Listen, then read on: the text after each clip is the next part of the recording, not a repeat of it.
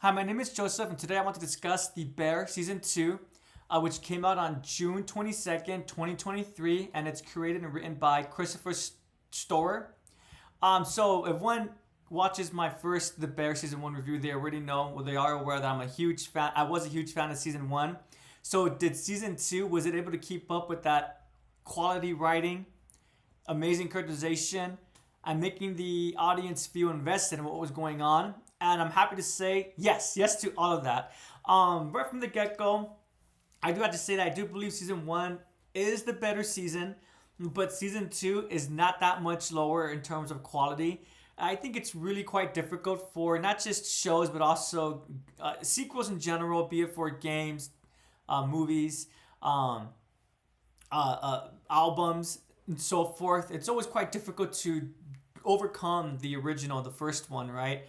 So I don't really hold it against the Bear season two that it was not better than season one. And to be frank, I was not expecting that. What I was expecting was a continuation of what I said at the beginning of the video, the continuation of the story, of the characterization, of making sure the characters made sense within the scope of the story. And was that interesting for the audience? Was that going to make the audience care about the overall plot and about the characters within the story? And it does a great job of fulfilling upon that aspect. Um, so there will be spoilers for this and this review. I'm sure one has already heard. So right off the bat, season two is longer than season one, and they being the writers, I believe they use that to their advantage to create a much tighter and a much tighter and smoother narration. And I think that longer season was needed because there was one episode, episode six, known as Fishes, that really, if one wanted to, they could remove that episode and have it be its own thing. If one said that this was just a short story, a short film about a dysfunctional family, it can stand on its own. Uh, can the season two stand on its own without that episode? I would say yes, it can. But the importance of that episode is that it gives the audience so much insight into the characters that we already love. We already knew that Michael was depressed, but why was he depressed?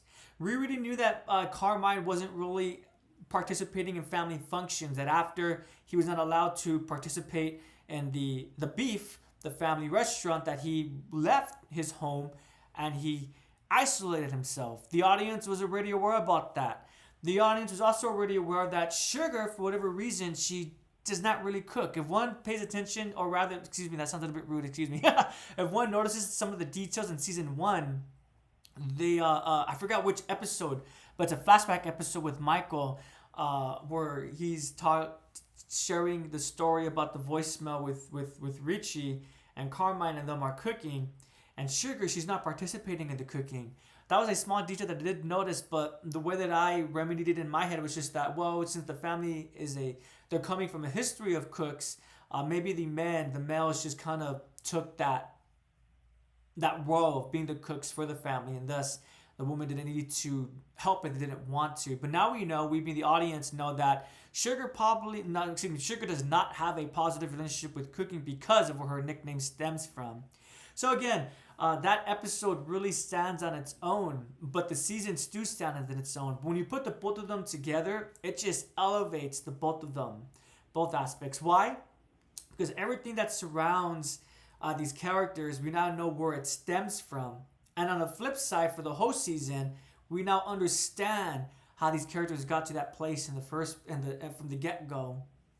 For example, I being the viewer was already aware of how obviously Michael was a depressed individual who had some issues with his life, right? But after watching that episode, it never really clicked for me just how distressing his life was. And so I did watch the season twice, and what I love so much about is some small details. If one pays attention, it elevates the season as a whole. And what I mean, so again, spoilers, but there's a part where Carmine asks Michael in that episode, he feels like Michael doesn't let me check how much, because I know YouTube kind of has a thing about cussing and all that. I'm not too averse about that. But what's screw it. It's not like I'm a huge YouTuber anyways. I'm not getting paid or anything like that. But where Carmine says that he feels like Michael doesn't give a fuck. And Michael actually looks quite shocked and stunned. He's like, he's like, I give a fuck. I give one of the biggest fucks, right?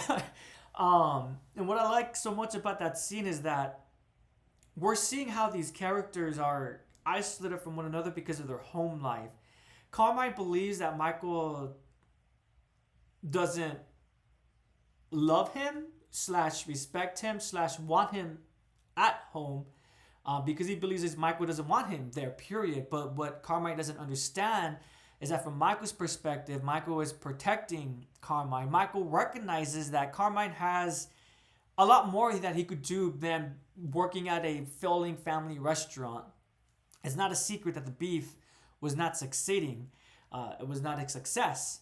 And I truly believe that Michael did not want Carmine to become intertwined with that as well. Thus why Michael ostracized Carmine. He didn't do it on purpose. That was his way of showing care.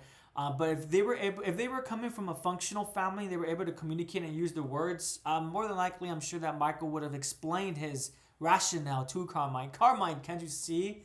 You working here will just become a death trap for your future.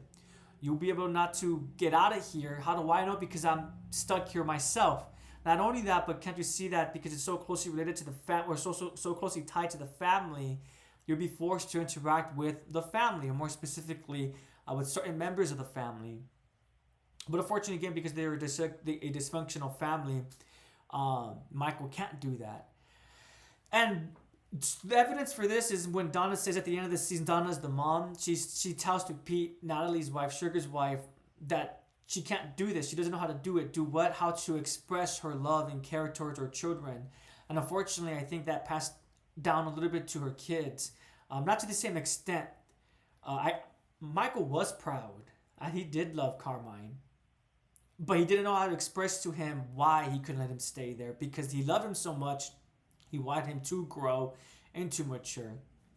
So, yeah. I know that was mostly just on that one episode. But that's just how great that episode was. And then we definitely need to discuss Pete. So, I did not hate Pete's character in season 1. But I did find it a little bit confusing why everyone else within that show had such negative feelings towards Pete. In the first season, I was more neutral towards Pete. I did think he was a bit of a pushover, especially with his first scene when he speaks with Carmine on the phone. And then Sugar's upset with Carmine and she says something like be quiet or shut up, something like that. And Pete's like, are you talking to me, honey? I'll shut up. She's like, I'm not even, you're not even talking. That scene made me feel a little bit like he was a bit of a pushover. But then we saw more scenes with Pete, like with how Pete defends Carmine in season 1 at Uncle Cicero's kid's birthday party to some other family member. That was awesome. That shows how Pete had a personal interest in following Carmine. No one told Pete that he had to follow through those culinary magazines, right? It's really great, really awesome. Really shows how Pete cares not just about Sugar, but about her family as well. But not bashing your head over it, right?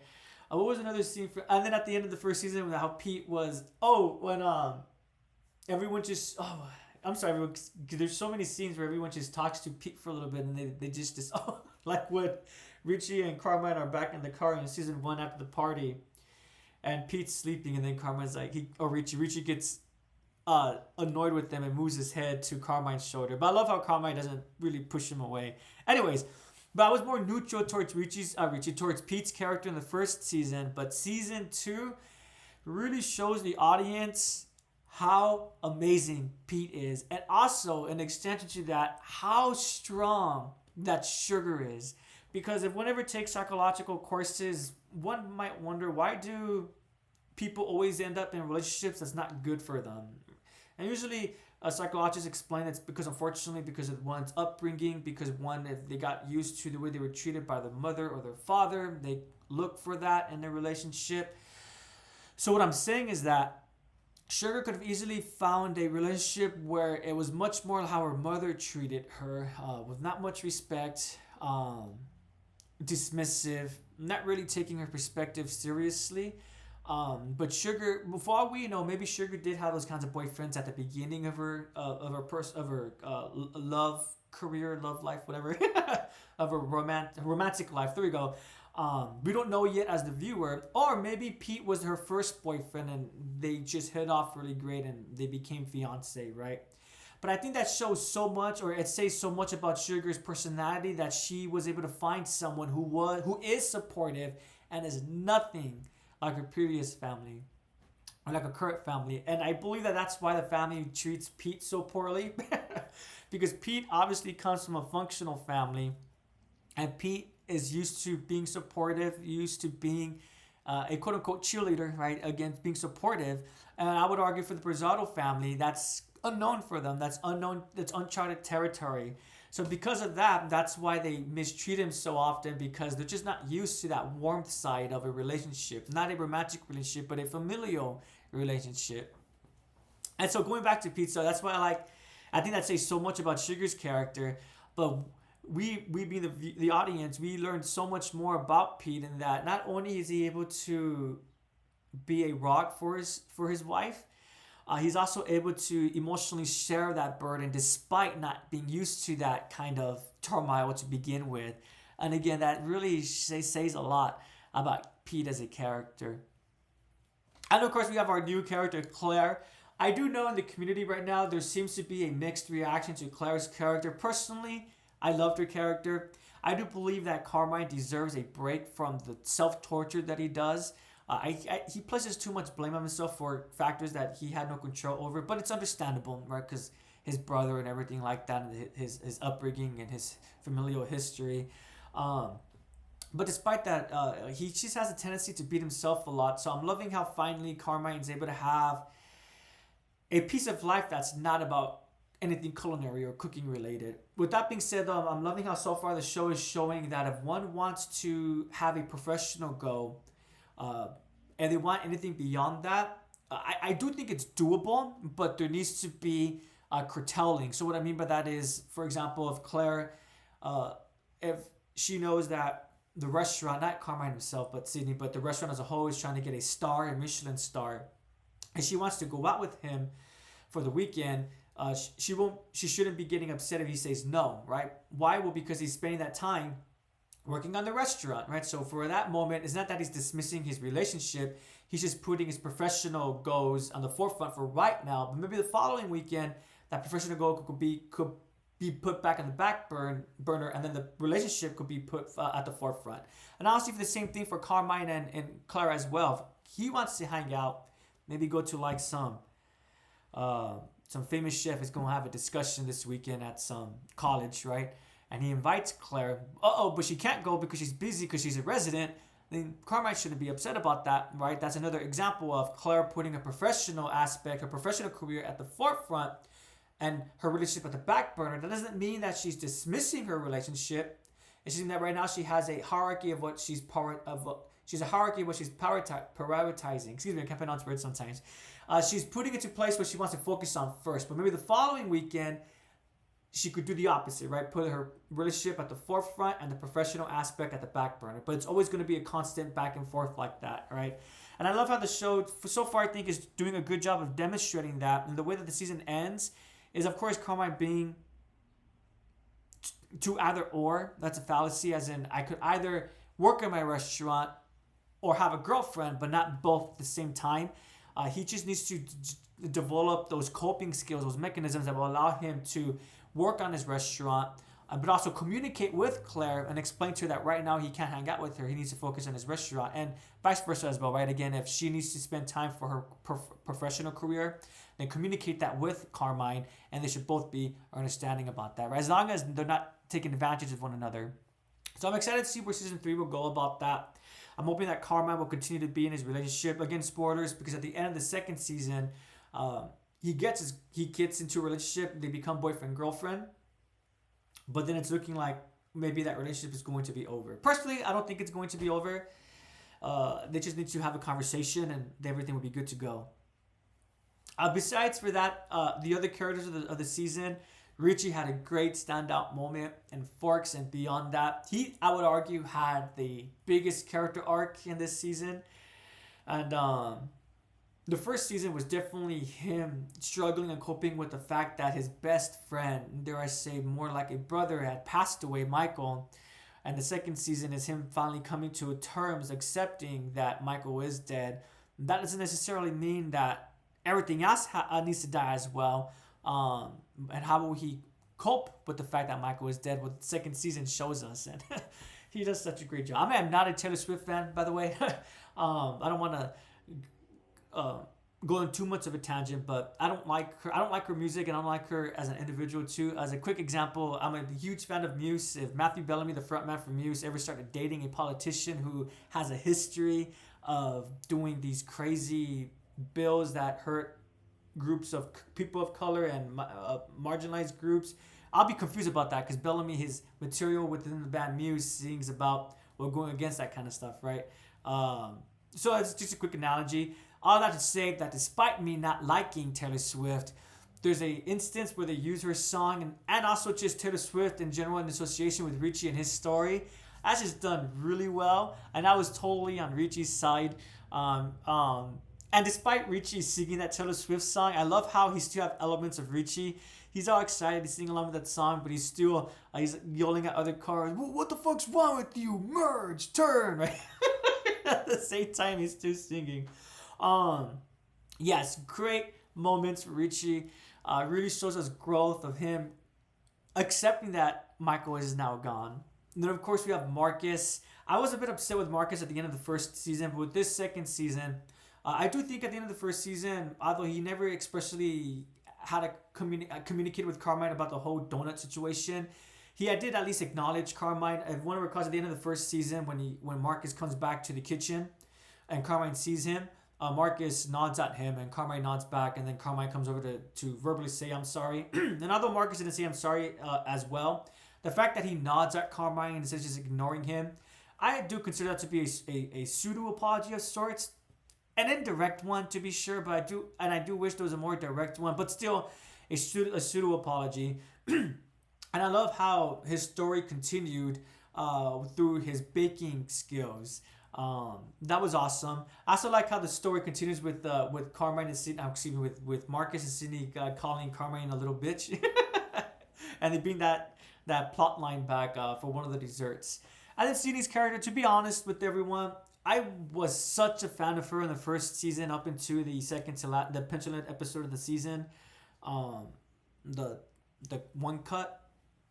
I just don't like how she never did apologize, and unlike Marcus, she never gave any indication of a pseudo apology. And if one recalls, in the first season, she was very unprofessional, in my opinion, with the text messages when Carmine reminds her about her check, and or also telling her about she's missing base or something, as she has too much acidic or something like that for her recipe.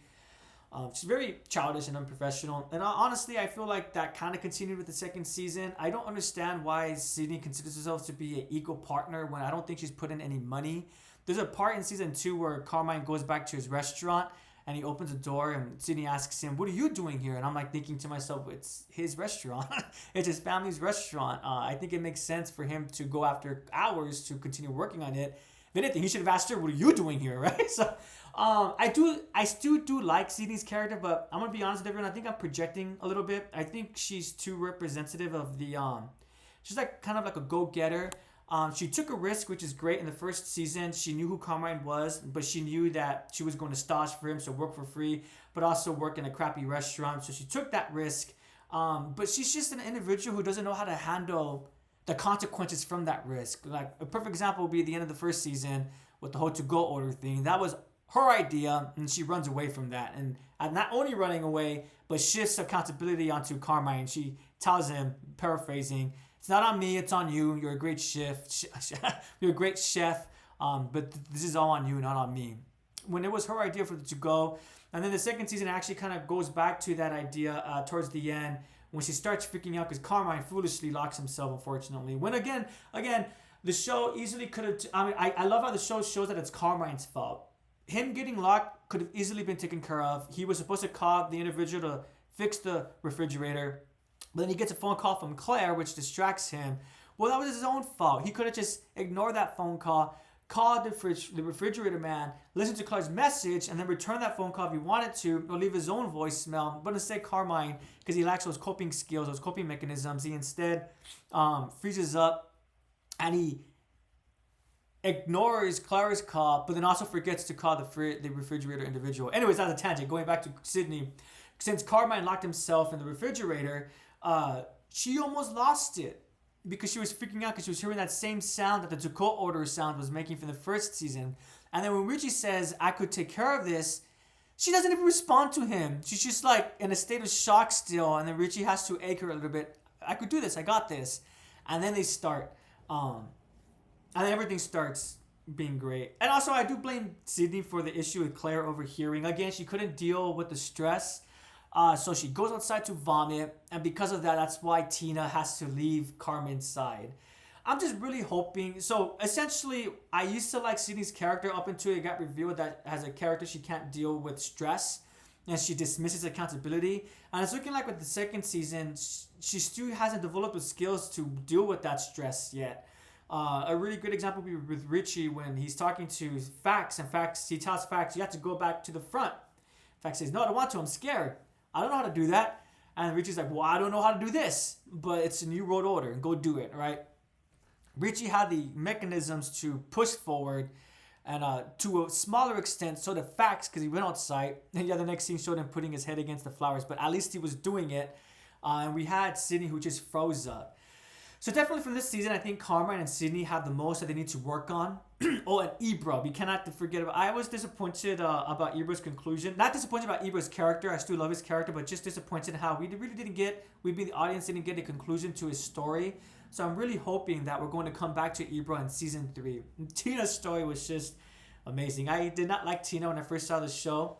When I rewatched, but then I started liking her towards the middle of the season. Rewatching the first season, I loved her from the beginning, and now with season 2, her, Richie and Tina were both characters I was not a fan of whatsoever. But after rewatching, they're both probably 2 of my favorite characters, and I'm so happy for them. And I'm hoping that we're able to have, we being the audience, are able to have more happy moments for the rest of the characters as well. Happy as in character arcs, completed character arcs. And with that being said, I am hoping with season 3 we'll come back to the Washer individuals. I know one of the names was Angel. Angel. He did appear again at the end of the second season, but he didn't really have many scenes. Besides for that. And of course, Sweeps. I'm hoping we'll get more focus on Sweeps as well. We did get a bit more in him on season 2, but not enough in my opinion. I'm hoping that.